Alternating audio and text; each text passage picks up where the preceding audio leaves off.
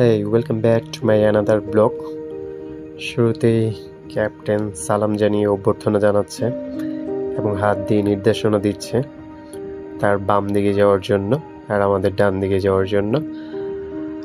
রিসোর্টে প্রবেশ করতেই দেখতে পেলাম ডান দিকে অফিস রুম প্লাস রেস্টুরেন্ট, ছোট্ট একটা প্লেগ্রাউন্ড। আর সেই কাঙ্ক্ষিত আজকে যে রিসোর্টে এসেছি, নিজুমপল্লী রিসোর্ট, পূর্বাচলে অবস্থিত। শুরুতেই সুন্দর একটি ফ্রেম, আই লাভ নিজুমপল্লী রিসোর্ট, ছবি তোলার মতো অসাধারণ একটা ফ্রেম আর বেশ কালারফুল দেখতে পাচ্ছেন। তো সেই কারণে এই জায়গায় ছবি তুলতে কেউ আশা করি মিস করবে না, সবাই শুরুতেই একটা ছবি তুলে নিবে এখানে, আর ছবিটা অসাধারণ হবে এটাই আমার বিশ্বাস। তার পেছনেই রয়েছে ছোট্ট একটি পুকুর বলে মনে হয় ভুল করবো না, যেহেতু বেশি একটা বড় নয়। আর রিসোর্টের যে জায়গাটা সেটাও তেমন একটা বড় নয়। এখানে কিছু বোট দেখতে পাচ্ছেন পানিতে রাইড করার জন্য। আর রিসোর্টে ঢুকেই হাতের বামে এই ফ্রেমটি দেখতে পাচ্ছেন। এখানে বসে হাতের উপরে বসে ছবি তোলার জন্য অসাধারণ একটা ফ্রেম। ও মাই গড, গুইসাপ দেখে ভয় পেয়ে গেলাম। এখানে ডান পাশে আরো দুইটা বসার জায়গা রয়েছে পুকুরের পাড়ে গল্প করার জন্য। আর বিকেলটাতে বেশ ভালোই লাগবে আশা করছি। তো শুরুতে রিসোর্টে প্রবেশ করার জায়গাটা খুব ভালোই লাগলো। এই পাশে আর্টিফিশিয়াল জিরাফ রয়েছে, আর পিছনে হাঁস দেখে আমরা আর্টিফিশিয়াল মনে করবেন না, হাঁসগুলো জীবিত। আর এই পাশে একটা ঝিনুক রয়েছে, ঝিনুকের মধ্যে মুক্ত রয়েছে ছবি তোলার জন্য, এটাও আরেকটা ফ্রেম। তার পাশে রয়েছে ঝুমঘর, তার এই পাশে রয়েছে পাখি দিয়ে বসার একটি জায়গা। আর রিসোর্টের আরেকটা আকর্ষণীয় বসার জায়গা, ডিমের কুসুমের মধ্যে বসে শেষ বিকেলে গল্প চারিতে আড্ডায় জমে উঠবে পুকুরের পাড়ে হিমেল বাতাসে।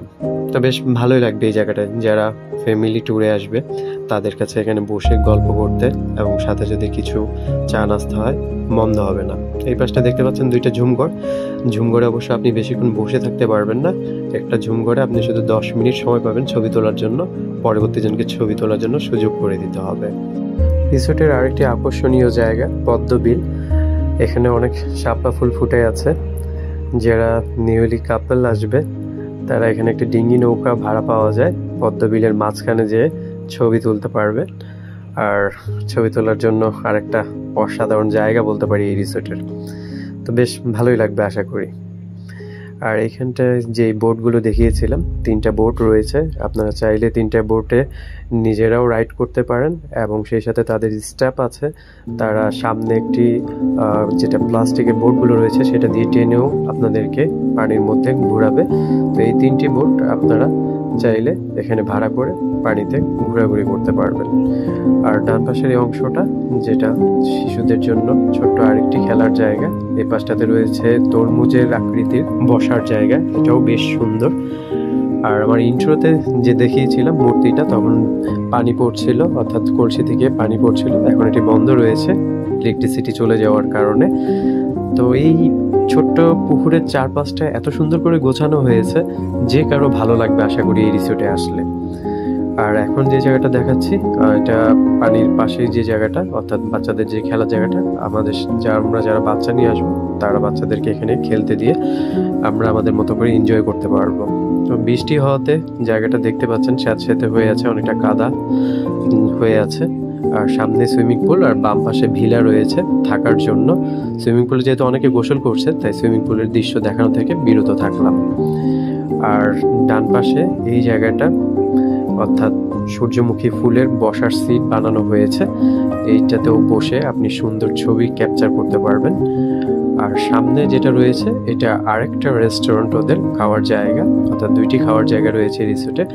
এখানে একটি জায়গা হলো যারা ভিলা বা বিভিন্ন প্রোগ্রামে আসবেন নিজেরা তাদের জন্য, আর এটাতে যারা এমনিতে আসবে শুধুমাত্র রিসোর্টে প্রবেশ করে সারাদিন পার করার জন্য তাদের জন্য আলাদা করে খাওয়ার জায়গা।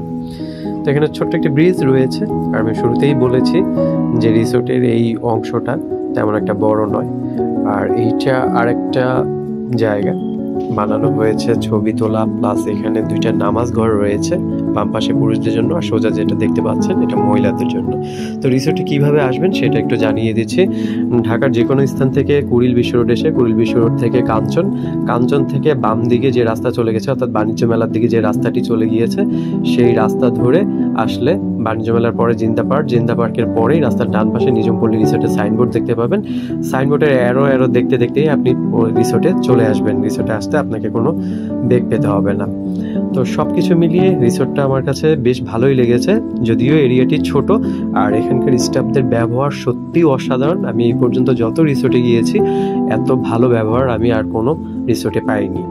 প্রবেশ জনপ্রতি 100 টাকা করে, আর সুইমিং জনপ্রতি 300 টাকা। আর ডে লং প্যাকেজের বাকি অংশটুকু আপনারা চাইলে তাদের ফেসবুক পেজ এবং ওয়েবসাইট থেকে দেখে নিতে পারবেন। তাদের আরও নাইট স্টে প্যাকেজ রয়েছে। ইলেকট্রিসিটি চলে আসায় বাকি দৃশ্যটুকু দেখানোর চেষ্টা করলাম। যে শুরুতে যেটা বলেছিলাম যে ইলেকট্রিসিটি না থাকায় কলসি থেকে পানি পড়ছিল না, তো অলরেডি ইলেকট্রিসিটি চলে এসেছে, তাই আবার সেই দৃশ্যটা আপনাদেরকে দেখানোর চেষ্টা করলাম। আর সব কিছু মিলিয়ে সবাই অবশ্যই আসতে পারেন, ডে লং প্যাকেজেও আসতে পারেন, অথবা শুধু সুইমিং করার জন্য আসতে পারেন। আশা করি অন্যরকম একটি দিন কাটবে। সবাই ভালো থাকবেন, সুস্থ থাকবেন।